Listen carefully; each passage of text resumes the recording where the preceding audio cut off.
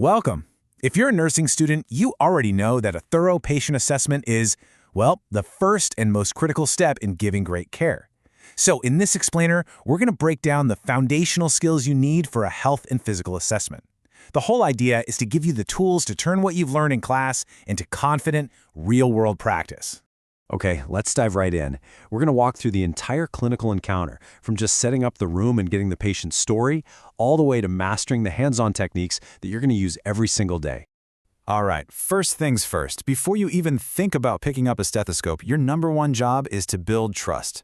I mean, creating an environment where a patient feels safe and respected, that's not just a nice to have. It's the only way you're going to get a truly accurate and honest assessment. Now, this isn't just some pre-flight checklist, Every single one of these actions sends a really powerful message without you saying a word. When you sit at eye level, for instance, you're telling the patient, hey, we're partners in this. And by not being glued to your notes, you show them that they are your focus, not the computer screen. So, here's the key takeaway. Patient-centered care starts the second you walk through that door. Think about it. In some cultures, direct eye contact can actually feel disrespectful. Being aware of little things like that, or asking about their preferences for touch, or getting an interpreter, that's how you build the trust you absolutely need. Okay, so you've built that foundation of trust. Now we can move into the interview. This is where we gather all that important subjective data, the patient's personal story about their health. You really should think of this conversation as your most powerful diagnostic tool. It's so important to write down the chief complaint in the client's exact words. And asking about their social history, that can uncover all sorts of clues, like hazards at their job. And, of course, a private domestic violence screening is an absolute, non-negotiable safety check. This whole conversation really provides the context for the entire physical exam.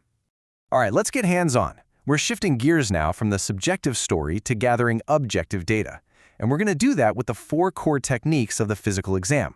The order here is absolutely critical. Remember the mnemonic IPPA: inspection, palpation, percussion, and auscultation. Why this order? Well, think about the abdomen. If you start palpating or percussing first, you can actually change the bowel sounds, which would make what you hear during auscultation totally inaccurate. So, for the abdominal assessment, you always listen before you touch. Inspection. It's so much more than just a quick glance. It's a really active, deliberate process of observation that begins the moment you meet the client. You're taking in everything: their posture, the way they walk into the room, their skin color, even how hard they're working to breathe. These are all critical pieces of data. Now, there is a very important reason for these 2 types of palpation. You always start light. This lets you find any tender spots first, which, by the way, you should then examine last, because if you cause pain right away, the patient is going to tense up, and that makes an accurate deep palpation pretty much impossible. I know percussion can feel a little strange at first, but just think of it like using your fingers as a kind of sonar for the body. When you tap the skin, you create vibrations, and the sounds that bounce back tell a story. A healthy, air-filled lung, for example, is going to sound resonant and hollow, but a dense organ like the liver, it'll sound dull, more like a thud.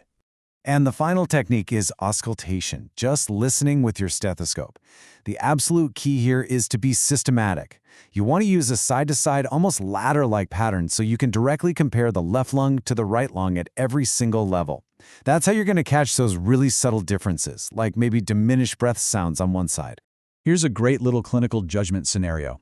That blowing, swishing sound, that's called a bruit.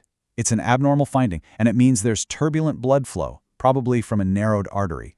Hearing a bruit over the carotid is a big deal, something you'd need to document and report right away. See? This is assessment and action. So let's shift gears a bit, from the physical to the mental and cognitive status. What's great about this part of the assessment is that it doesn't always have to be some separate formal test. You can actually gather a ton of information just by paying really close attention during the health history interview. Your inspection skills are going to come right back into play here. A client's appearance, their dress and their hygiene, can give you some vital clues. For example, a patient who is normally very well groomed but suddenly appears disheveled, well, they might be struggling with depression or maybe even cognitive changes like dementia. It's a signal to dig a little deeper. A simple, verifiable question just like this is a fantastic way to screen for recent memory. Their ability to recall something that happened earlier in the day gives you a really quick snapshot of how their short-term memory is working. And to check remote, Or long-term memory, you can ask them about something from their more distant past that you could, in theory, verify. This just helps you figure out if their long-term memory is still intact. And finally, this classic recall test is all about assessing the ability to form new memories. What you're testing here is if the client can register information, store it, and then pull it back out later. Having a tough time with this can be an early sign of cognitive impairment. All right, in our last section, we're going to see how all these individual skills really come together.